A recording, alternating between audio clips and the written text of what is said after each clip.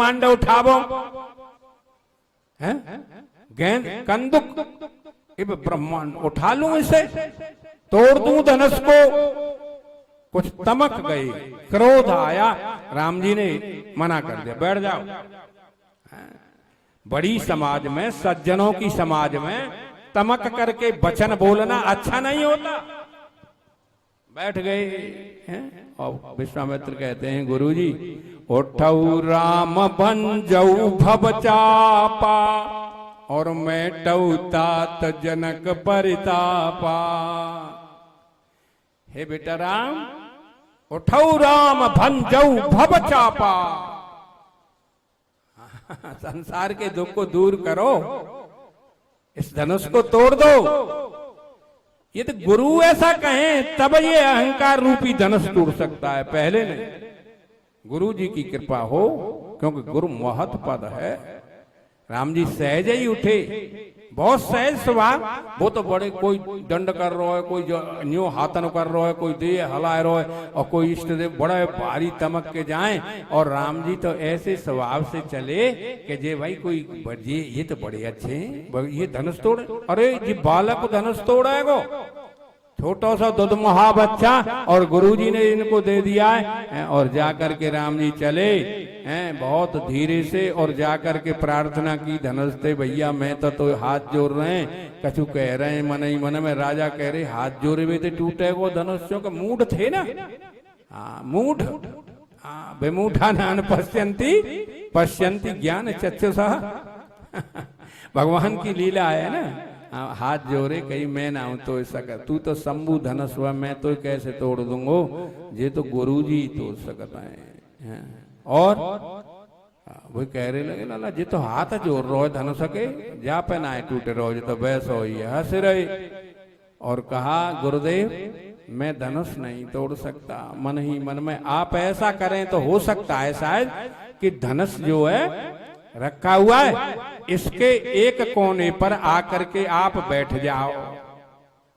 तुमन डेस्क देखिए, डेस्क धरी वही, वहां पे 3 आदमी बैठे हो, 3 आदमी जी लंबी डेस्क ऐसी बना के धर दें तक बालक न, 2 जने एक लंकू बैठे तो कोई बात ना है, और एक जनो ही रह जाए और 2 उठ जाए तो डेस्क कैसे है जाते हैं, यूं है जाते, ऊपर उठाड़ी या पुड़ाई करी ना जाते है जाते है ना, समझ रहे हो का।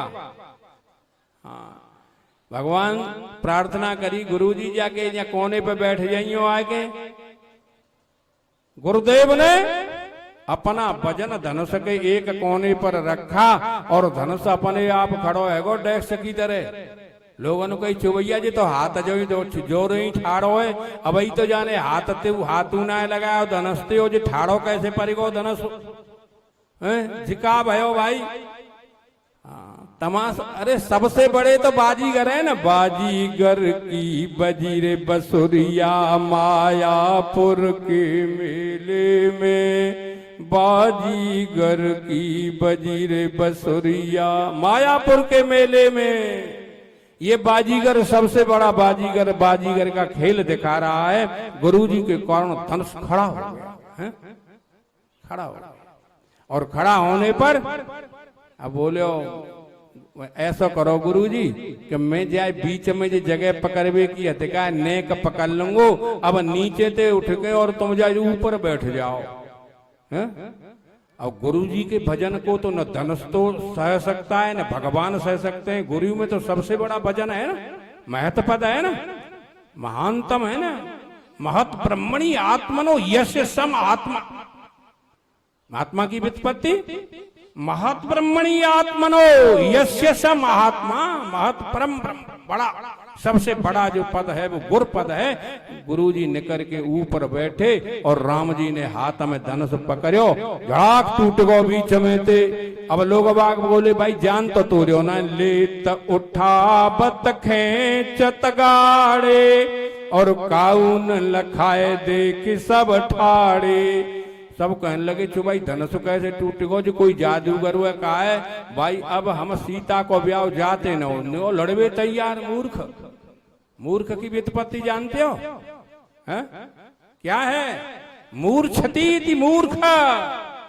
जो सदा अनभिज्ञ रहता है, विज्ञता नहीं, जिसे ज्ञान नहीं, सदा वैसी बेकार की बातों में ही संलग्न रहता है, उसे कहते हैं मूर्ख। मूर्छति मूर्ख। बड़ी कृपा भई भगवान की, धनुष टूट गया है, और धनुष टूटते ही ओहो राज समाज प्रफुल्लित हो उठा। भगवान की बड़ी कृपा हुई और महाराज जनक ने और उनके गुरु को सतानंद जी, जो अहिल्या के पुत्र थे। सतानंद किसके पुत्र थे? अहिल्या के, जिसकी माता का उद्धार करके आए हैं, उनका जो पुत्र सतानंद